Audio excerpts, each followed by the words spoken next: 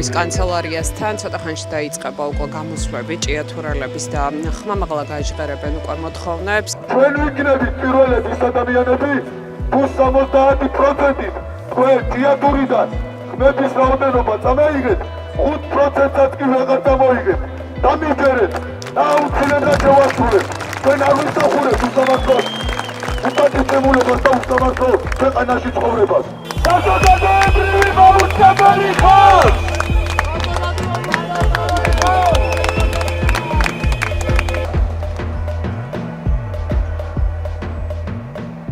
ჭიათურელებს აქვთ დაგეგმილი მთავრობის კანცელარიასთან დღეს აქცია. ცოტა ადრე მოვედი, ყველა არ არის ჩამოსული ჯერ, გზაში არიან და უბრალოდ ვუყურებ რამდენი პოლიცია მობილიზებული. ყველგან პოლიცია.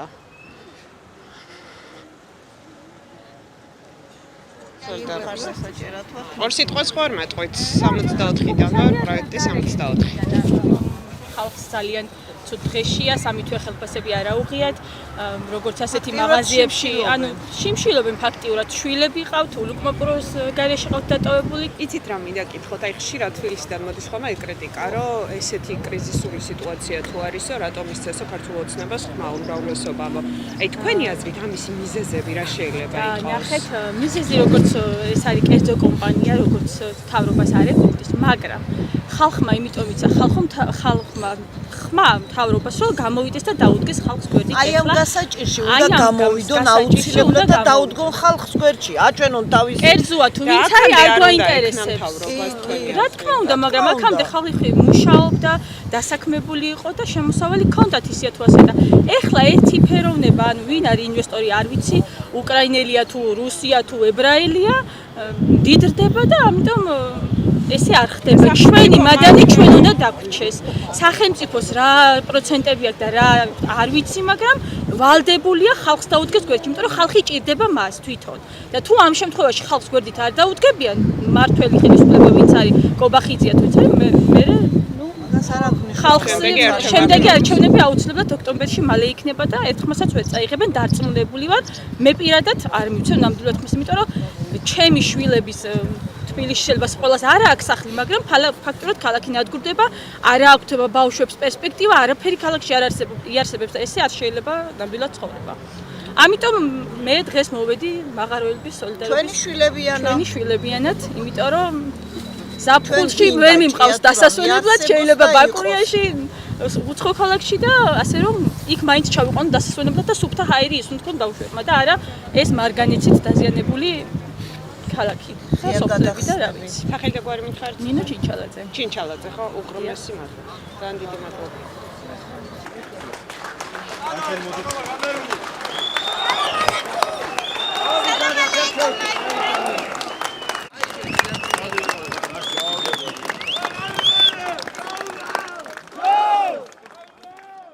გაგეცნობით, მე გახლავართ არიელ მიკაცაძე, მაღაროელი ვარ. უკვე 15 წელია ვმუშაობ ამ ურთულეს პროფესიაზე და არც ერთხელ არ ყოფილა ის დრო, როდესაც შრომელი ადამიანი იყო წელში გამართული. გამოდი გარეთ, შეხედე შენი მოსახლეობა, ვინც მხარი დაგიჭირა, ვინც მოგიყვანა სათავეში. რა დღეშია დღეს? და მხოლოდ საარჩევნო რეკლამებისთვის, წინა საარჩევნო პერიოდში არ უნდა ახსენდებოდეთ, რომ არსებობს ჭიათურაში ხალხი, რომ არსებობს სამეგრელოში ხალხი, რომ არსებობს თბილისში ხალხი, კახეთში და ასე შემდეგ. ჩვენ ყოველდღიურად ცხოვრობთ იქ. ყოველდღიურად ცხოვრობთ იმ გაუსაძლის პირობებში, რასაც თქვენი კანონის თუ უკანონობის გამო განვიცდით მთელი საქართველო. არიელ მიკაცაძემ ძალიან დეტალურად ილაპარაკა მაღაროელების მოთხოვნებზე, მაგრამ ძალიან მოკლედ გაგახსენებთ რა არის მიზეზი ჭიათურელების 25-დღიანი პროტესტისა. პირველი, ეს არის კომპანიის მიერ დაპირებული ხელფასების 60%-ის ანაზღაურება. სახელმწიფო პრობლემებთან ერთად უნდა მოგვარდეს ის საბანკო პრობლემები, რომელიც სრულად დასაქმებულებს გააჩნიათ ჭიათურაში. იმიტომ რომ არ არის ხელფასების საკმარისი არსებობისთვის, ხალხო, ცხოვრებისთვის კი არა, არსებობისთვის. წინა ვიდეოშიც მოგიყევით, როდესაც ჭიათურაში აქცია გაიმართა, რომ ნოემბერში ჯორჯიან მანგანეზმა გავრცელა განცხადება და თქვა, რომ გარკვეულ სივრცეებში სამუშაო პროცესს წყვეტდა, შესაბამისად მუშებს გადაუხდიდა ხელფასის მხოლოდ 60%, მაგრამ უკვე მეორე თვე მაღაროელებს ეს 60%-იანი ანაზღაურებაც არ მიუღიათ. წავიდეს ინვესტორი არა მარტო ჭიათურიდან, არამედ ზესტაფონიდან და ვარცხეესიდან. რადგან იგვაჩნია, რომ ჯორჯიან მანგანეზმა ძალიან დიდი ტკივილი, კატასტროფა, ადამიანური მსხვერპლი მიაყენა სამივე რეგიონს, სამივე ქალაქს და მხარეს. ასევე ითხოვენ ფონდის შექმნას, რომელშიც მანგანუმის გაყიდვიდან შემოსული თანხის 5% ჩაირიცხება და ეს ფული მოხმარდება ჭიათურას. ტარიელ მიქაძაძემ ასევე ილაპარაკა მძიმე ეკოლოგიურ მდგომარეობაზე, რაც შეიძლება ეკოლოგიურ კატასტროფას გაუთანაბროთ და თქვა, რომ უნდა შეწყდეს ღია კარიერული წესით მადნის მოპოვება და რაც მთავარია, სახელმწიფომ უნდა აიღოს გარემოს დაცვის საკითხებზე პასუხისმგებლობა. დავიწყებ მდინარე ყვირილით, რომელიც ვერანაირი გზით ვერ გათეთრდა. უფრო სწორად მცდელობა არ ყოფილა რეალური იმისა, რომ ყვირილა გათეთრებულიყო. იაკარიელური გადათხრები და გადახსნები, რასაც ეწინააღმდეგება კატეგორიულად სოფელი ზოდი.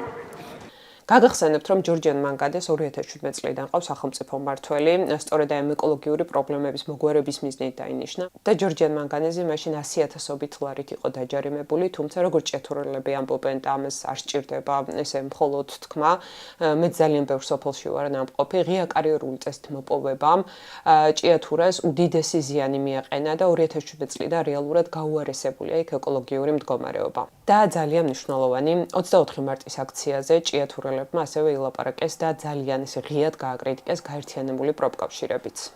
რომელსაც ხელმძღვანელობს ირაკლი პეტრიაშვილი. 28 თებერვლიდან დღემდე არანაირი გამოხმაურება არ მოყოლია, მიუხედავად იმისა, რომ ჭიათურის მაღაროებში მატყავთ 2400-2500 წევრი. ეს არის საქართველოში ერთ-ერთი ყველაზე დიდი გაერთიანება ასეთი კონტინგენტისა და ასე უპასუხისმგებლოდ მიატოვეს კომპანიის წინაშე ჭიათურა.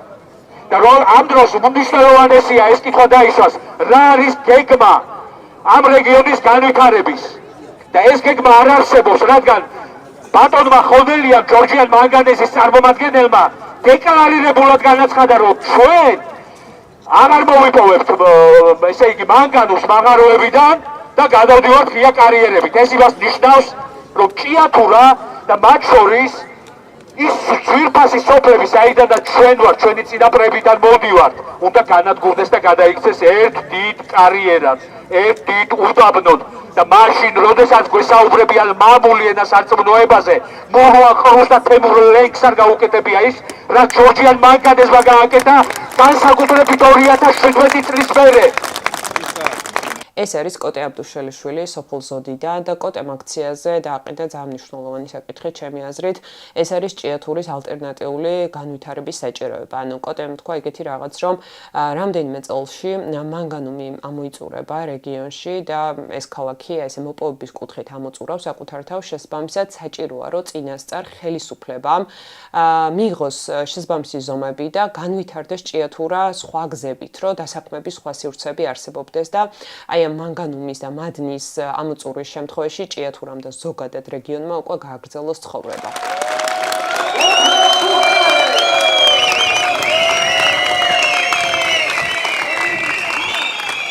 მთავრობის კანცელარიიდან ჭიათურელებმა გადაწყვიტა საზოგადოებრივი მაუწყებლამდე მივიდნენ მსვლელობით და იქ უკვე მოითხოვენ ღია ეთერის დათმობას, სადაც ილაპარაკებენ საკუთარ პრობლემებზე.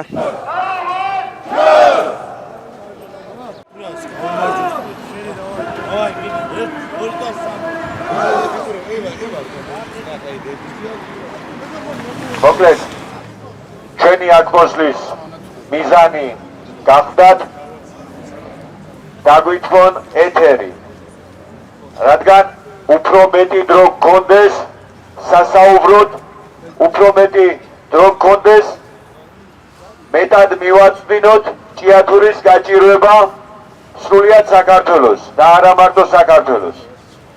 შევხვდით ქალბატონ თინათინ ბერძენიშვილს, მე მგონი არ უნდა მეშლებოდეს სახელი და გვარი.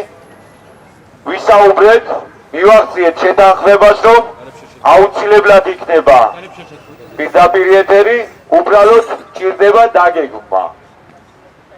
დაგვიკავშირდებიან, არის საკონტაქტო დატოვებული, როგორც მიზეზია დღეს თუ რატო ვერ შედგა დაგეგმილია ყველა ეთერი და დიდი ალბათობით ხვალ ან უახლოეს დღეებში აუცილებლად დავსხდებით. სამი ადამიანი იყო შესული წეღან საზოგადოებრივ მაუწყებელში, თინა ბერძენიშვილს ელაპარაკდნენ და მიიღეს პირობა, რომ ხვალ ან მომდევნო დღეებში ისინი პირდაპირ ეთერში დაჯდებიან და შეიძლება მოვიდნენ ასევე კომპანიის წარმომადგენლები ან მთავრობის წარმომადგენლები, ეს წინასწარ არ ვიცით. და ჭიათურელების დიდი ნაწილი ეხლა ბრუნდება ისევ ჭიათურაში და ნაწილი, რამდენიმე ათეული ადამიანი დარჩება თბილისში და აი ამ პერიოდის განმავლობაში ეთერებში ივლიან, რომ მათი პრობლემა უფრო მეტად, ასე ვთქვათ, საზოგადო გახდეს და მეტ ადამიანს მიაწვდინონ ხმა. მინდა ჩვენ ხელისუფლებას აქედან მიმართო და უთხრა. ჩვენ მართალია რომ მშვიდობას მოვთქვათ, მშვიდობის მოყვარული ხალხი ვართ. მაგრამ მშვიდობა არ ნიშნავს იმას, რომ გადაგვიარონ და გადავხტელონ. უზრუნველყავით წინააღმდეგობაში არ მოვიდეს ჭიათურლებთან არავინ. არავინ არც სადოს ჭიათურიდან, არც მარგანეცის და არც მასალის გატანა. წინააღმდეგ შემთხვევაში ჩვენ წავართ ყველაფერზე. უკან არ გადავწევთ არც ერთ ნაბიჯს. აღარ იქნება მერე მშვიდობა. ამიტომ თუ გინდათ რომ იყოს მშვიდობა, სამართლიან ხალხს, სამართლიან მოთხოვნებს დაემორჩილოს ყველა. და ვინც იქნება უსამართლო, ვერ გადაულის სამართლიან ხალხს. გტირდებით ყველას გადავჭეკავთ. ამიტომ იზრუნეთ რომ იყოს მშვიდობა.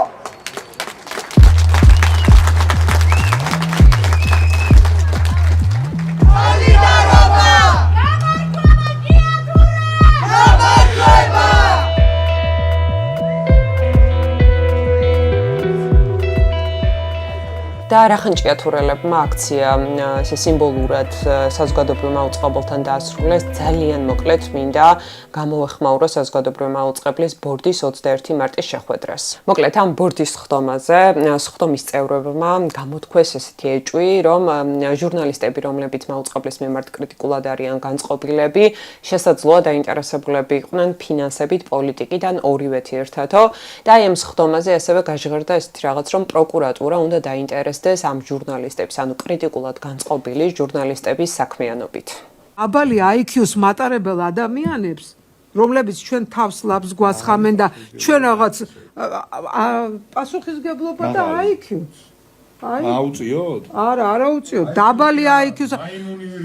ხო, არა, მასეც არ გვინდა. აი უნდა დაიწყოს საქმის. როგორ შეიძლება, კაცო, მოდიხარ საზოგადოებრივ მაუწყებელში, ხალხის ტელევიზიაში, სადაც ხალხი მუშაობს და გახარ და შუშას იმაშვრები, რა ქვია, ხო? ამ ბორდის სხდომის ყურება არ იყო მარტივი, განსაკუთრებით ალბათ ტელევიზიის თანამშრომლებისთვის, რომლებსაც მიემართებოდა ეს ბრალდებები და კრიტიკა.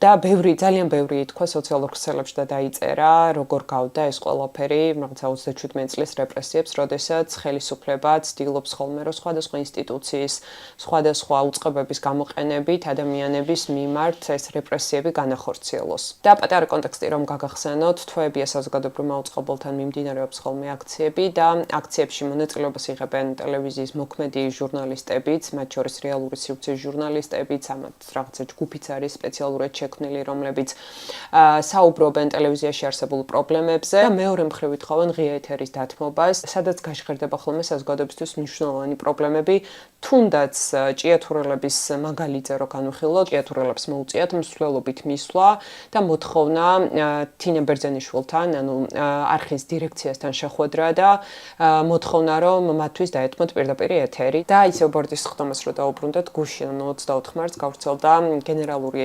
დირექტორის განცხადება, სადაც ასევე საუბარი იყო იმაზე, რომ საზოგადოებრივი მაუწყებლის წინააღმდეგ აქტიურად ხორციელდება მიზანმიმართული დისკრედიტაციის კამპანიაო და განცხადების ბოლოში ეწერა ეგეთი რაღაც, რომ მიმდინარე პროცესებთან დაკავშირებულ გადაწყვეტილებებს ის იქნება მიღებული მხოლოდ მაუწყებლის მენეჯმენტის მიერ გარედან ჩართული სხვა სტრუქტურების გარეშეო, საქართველოს შრომის კანონმდებლობის, საზოგადოებრივი მაუწყებლის შიდა რეგულაციების გათვალისწინებებითო, რაც სრულ თანხმდროშია საერთაშორისო მედია სტანდარტებთან. ანუ განმარტივად რომ თქვათ, თქვენი საქმე პროკურატურას არ გადაეცემაო, ესეთი რაღაცა იყო ამ განცხადებაში ნათქვამი. და ბორდის ხდომასთან დაკავშირებით 24 მარტს ჭიათურელების აქციის შემდეგ საზოგადოებრივი მაუწყებლის აქციის ორგანიზატორები, რომლებიც ყოველდღიურად ჩანან ხოლმე მაუწყებლის შენობასთან, გუშინ ამ ადამიანებმა განცხადება გააკეთეს და მოდი მოვუსმინოთ მათაც. სამეურვეო საბჭოს 21 მარტის სამართლიანო შეხვედრას ისტორია მძიმე ეპიზოდად შემოიტანოს. ამ დღეს საზოგადოებრივი მაუწყებლის სამეურვეო საბჭო დახურულ კარს მიიღმა, უკანონოდ შეიკრიბა და პარანოიული ბრალდებები წაუყენა საზღვაო ჟურნალისტებსა და არხის დამოუკიდებლობისთვის მებრძოლ ადამიანებს. ახლა, როცა ქალაქში სასიცოცხლო პირობებს ითხოვენ მაღაროებები, როცა პარლამენტთან ღამეს ათევენ სტუდენტები, როცა რეჟიმის ტყვეთა მშობლები უშედეგოდ ენიან საზოგადოებრივი მაუწყებლის ეთერს. საბჭოს შეხვედრაზე გამოკვეთილი უმთავრესი პრობლემა მასონების ლოჟის მიერ ორგანიზებული წარმოსახვით შეთქმულებებია. არ არის გასაკვირი, რომ საბჭოს წევრების პრივილეგირებული ცხოვრება სრულიად განყენებულია ჩვენი თანამოქალაქეების ნამდვილი გასაჭირისთან, რადგან ისინი ქვეყნის სწორედ იმ მცირე ნაწილს ეკუთვნიან, რომელიც ავტორიტარული რეჟიმით ხეილობს. ჩვენთვის ცხადია, რომ არხის მეურვეები განზრახ ირჩევენ მოსახლეობის ნამდვილი ინტერესის უგულებელყოფას და ყურადღებას შეთქმულებისკენ მიმართავენ. სინამდვილეში მათ ზუსტად იციან, რომ როცა ჩვენ ვამბობთ ეთერი ხალხს, ჩვენ მოვითხოვთ პირველი არხისგან, რომ ისაუბროს ამ ქვეყნის ნამდვილ გასაჭირზე, სიღატაკეზე, პოლიციურ ძალადობაზე, კორუფციაზე, ავტორიტარიზმის დამყარებაზე თუ უსამართლო სასამართლოზე. ჩვენ ყოველ საღამოს ტელევიზიის წინ სწორედ ამ პრობლემებზე საჯაროდ ვსჯელობთ და თუ კი რაიმე ამ პროცესში მასონურ ლოჟას მართლაც წააგავს, ეს თავად სამეურვეო საბჭოს დახურული სხდომაა. და ბოლოს, შესაძლოა საბჭოს წევრებისთვის ეს უცხოა, მაგრამ საზმაოს პროტესტში ჩართულებს ერთმანეთისთვის სოლიდარობა არ გვეშურება. ამიტომ, კიდევ ერთხელ და ბევრჯერ გავიმეორებთ. სოლიდარობა საზოგადოებრივი მაუწყებლის მცველებს. სოლიდარობა სამართლიანობის ბრძოლაში ყველა ჩაგდოს. სოლიდარობა რეპრესირებებს. სოლიდარობა